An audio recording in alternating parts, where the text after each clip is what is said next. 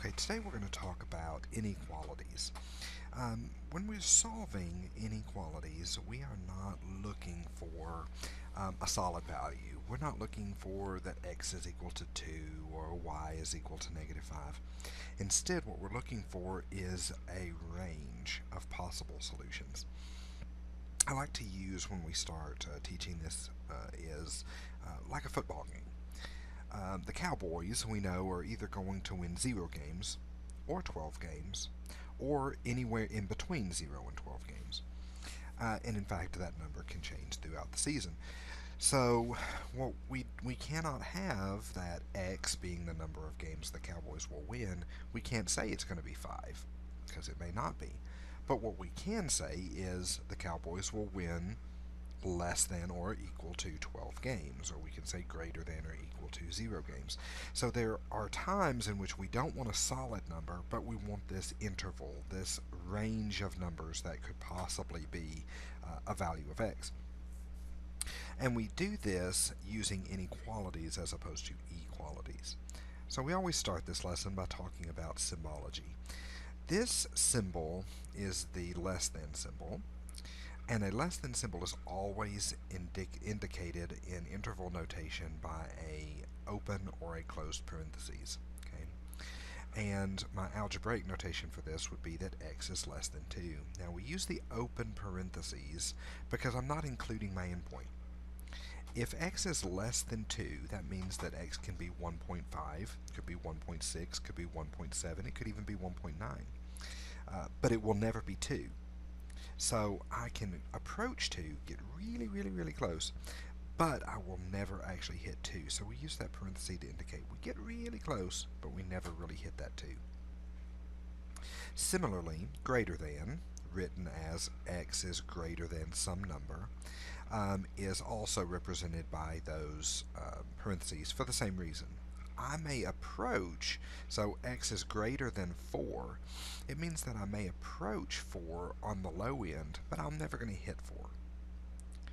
Similarly, I've got greater than or equal to, or less than or equal to. These are going to be represented by brackets. Okay, so this would be like x is greater than or equal to -4, or x is less than or equal to 0. In these cases, I'm actually going to include my endpoint, because x could be -4, or it could be anything larger. In this case, x could be 0, but it could be anything smaller. So to indicate including that endpoint, I use the brackets. If you are recently out of high school, you may have used like a closed dot for equal to on a number line, or you might have used an open dot for not including on a number line. Okay, but in this case we're going to use the brackets or the parentheses. Infinity is this little sideways 8, and that just indicates a number that we can never get to. Infinity never ends, and so we always use a parenthesis for infinity because there really is no endpoint to include. Okay, so anytime I've got, for example, I have this x is less than or equal to 0. Well, there are an infinite number of numbers down there, so I know that the endpoint of this algebraic notation would have to be an infinity. So I would use this parentheses. Similar to infinity is going to be negative infinity. Negative infinity is the exact same thing as infinity, except it goes down to my negative values. This x is less than 0, that would actually go to negative infinity, while x is greater than or equal to -4, that's going to go to positive infinity, because there are an infinite number of numbers that are larger. Again, since I don't have an endpoint, infinite is a number that I can't even comprehend, so we're going to use that open or closed parentheses to indicate those locations. Now, there are a few rules that I'm going to use when I'm dealing with inequalities, and they are as follows. So our goal is going to remain the same. Our goal is to isolate our variable. Isolate the variable. And we're going to do the same thing like I did with equalities. I'm going to add or subtract if I want to move a constant or a variable across an equal sign, or in this case an unequal sign. And I'm going to divide if I'm dealing with a coefficient. However, if at any time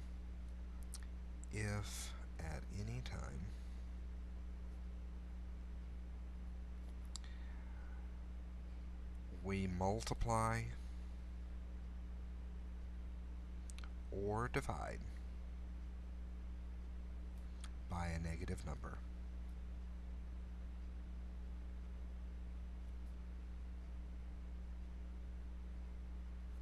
the inequality is going to flip. The inequality will flip. Okay, so why is that the case? Well, let's break that down just for a second. Let's say that I tell you that 2 is less than the number 4, and I hope that we can all agree on that. But it is indeed 2 is less than 4. Well, let me add to the number 2. Let's add another 2. But of course, if I add it to one side, I've got to do it to both. So if I combine these, then I'm going to get that 4 is less than 6. Well, that's very much true.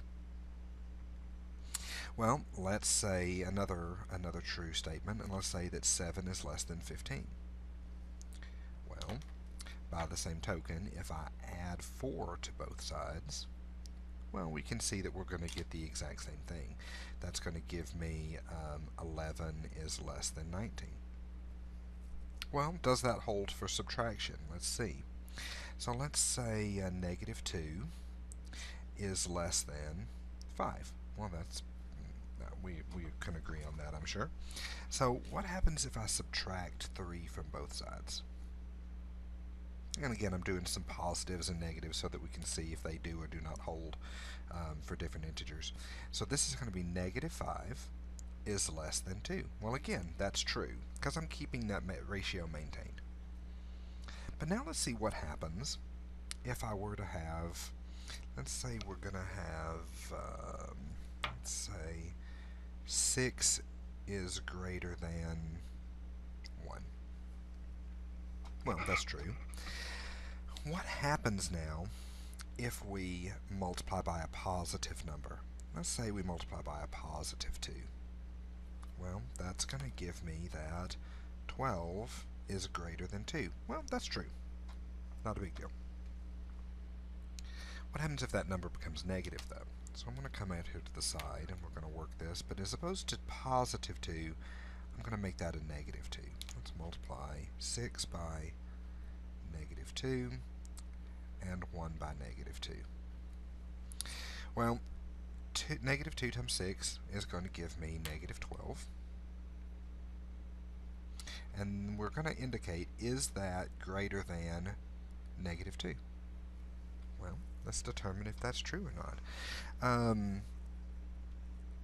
If I owe you $12, I actually have less money than if I only owe you $2, right? So we do find out that this is actually not true. Negative 12 is not greater than negative 2, but instead it is actually less than. So when we multiply by that negative, we actually have to flip our sign. And similarly for division. For the sake of time, I won't do that one. Okay, let's work a few examples, and we'll do that on this. We'll do that on this next page. Okay, so the first question I want to work out is this one. It says, consider the following inequality, and I always suggest that you read this out loud to yourself to get a good idea of what's happening. So this is negative 2z minus 5 is less than negative 1. Now this indicates I want it in algebraic notation, but I've also made a note that I would really like it in interval notation. Okay, I want both algebraic and interval. Well, we're going to work this the exact same way that we would work any equality, and that is that I want to isolate this variable. I want to get it by myself, and in order to do so I need to move the constant, and then I need to move the coefficient or cancel the coefficient. Well, I do that by adding 5, which is the opposite of the negative 5. And then that is going to change my problem to give me negative 2z. My 5's are going to cancel.